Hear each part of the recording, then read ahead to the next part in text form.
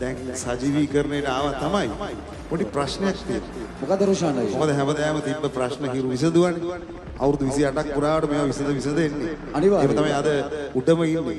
හැබැයි මේ අද මේ 28 සංවසරේට පොඩි අලුත් වැඩක් වෙනස් වැඩක් කරන්න කියලා හිතලා අපි මේ ගිටාර් එකක් ගෙනාවා. වැඩි කියන්නේ ගිටාර් එක දාලා ඉවරයි.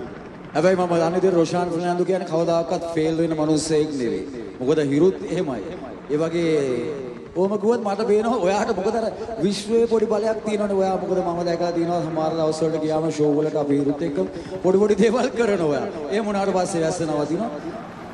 මේ පොඩි සද්දයක් එනවා. අපි හිරු රොෂාන් අයියා මේ මොකද වෙලා තියෙන්නේ?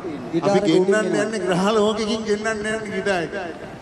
පේනව නේද ගිටාර් එක අද විරු වේදිකාවට අලුත් වෙනසක් එක අත්උසන අත්පොලස නාදයක් හොරණ අති විශාල ජන ගංගාවක් ඔන්න අපි එකයි කියන්නේ මිනිස්සුන්ගේ අරමුණු යහපත් වුණාම හැමදේම සාක්ෂාත් වෙනවා. ඉතින් අවුරුදු 28ක් පුරාවට රෙනෝ සිල්වා මැතිතුමා මේකේ ක්වොලිටි එක මේන්ටේන් කරලා ලස්සනට මෙන්න ගිටාර් ගෙනවා හැමෝම අත්උසලා තමන්ගේ ෆෝන්ස් වලින් ඕක වීඩියෝ කරගමු.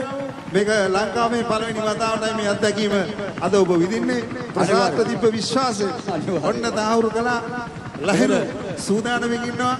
ඉතින් අපේ ඩ්‍රෝන මුදියන්සේ අනිවාර්යයෙන්ම මතක් කරගන්න එකක් දුන්නා. ඔව්. මචං මේ වැඩේ කරලා දීපන් කිව්වා. ඉතින් ඒ විදිහෙන් න්යායක පටන් ගත්තා. එහෙනම් සද්දයක් ඕනේ. හොරණ